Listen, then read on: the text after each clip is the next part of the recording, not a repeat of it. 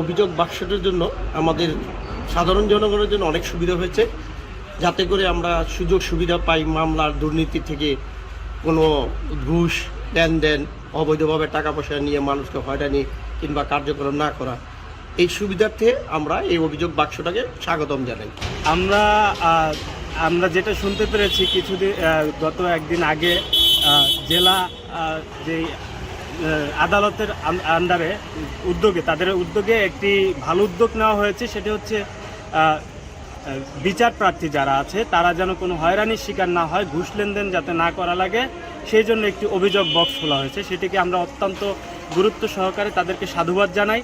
তারা একটু অত্যন্ত মহতী উদ্যোগ নিয়েছে, এই উদ্যোগকে আমরা সাধুবাদ জানাই।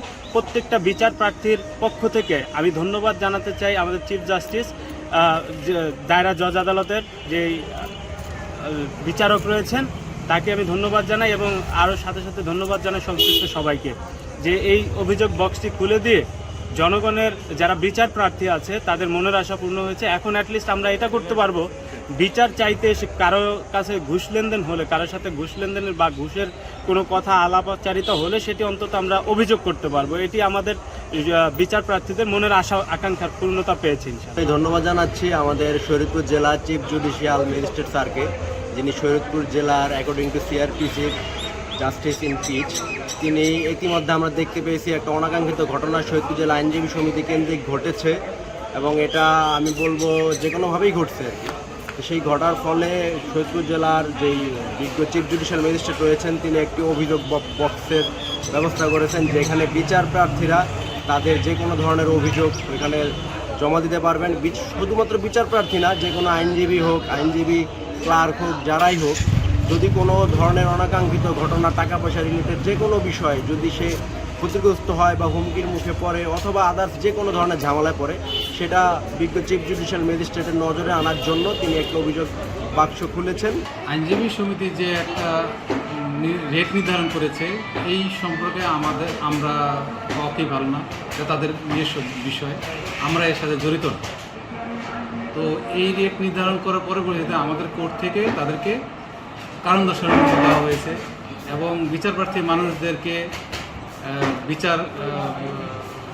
স্বচ্ছ বিচার পাওয়ার জন্য আমরা অভিযোগ বাক্স গঠন করেছে, এবং আদালতে যে কোনো হোয়াটসঅ্যাপ নাম্বারে তাদেরকে যোগাযোগ করতে বলা হয়েছে। যে কোনো অভিযোগ, যে কোনো বিষয়ে তাদেরকে সরাসরি আমাদের সাথে যোগাযোগ করতে পারবে। আমরা দুর্নীতির বিরুদ্ধে জিরো টলারেন্সে অবস্থান করব। ইমেলের মাধ্যমে করতে পারবে, এবং অভিযোগ বক্স দেওয়া আছে, সেখানেও এসে অভিযোগ দিতে পারবে। আমাদের বিচারক মহোদয় উক্ত অভিযোগ শুনানি সরাসরি অংশগ্রহণ করবে, যাতে সাধারণ মানুষের কোনো দুর্ভোগ না পড়ে। যে অভিযোগ বাক্সটি তৈরি করেছেন আমি এক সেন্সে মনে করি যে নিঃসন্দেহে ভালো। বিচার প্রার্থী যারা রয়েছেন তারা ঘুষ দুর্নীতির বিরুদ্ধে প্রতিবাদ করতে না পারলেও তার বক্তব্যটা লিখে হয়তো জমা দিতে পারবেন, কিন্তু তারপরেও কথা থেকে যায় এই যে অভিযোগটি করা হবে বা করা হচ্ছে, সেই অভিযোগের বিরুদ্ধে কতটুকু অ্যাকশন নেওয়া যাবে সেটাই ভাববার বিষয়। যদি অভিযোগ দেওয়ার জন্য যদি দেওয়া হয় তাহলে তো ঘুষ দুর্নীতি অবশ্যই বন্ধ হবে না।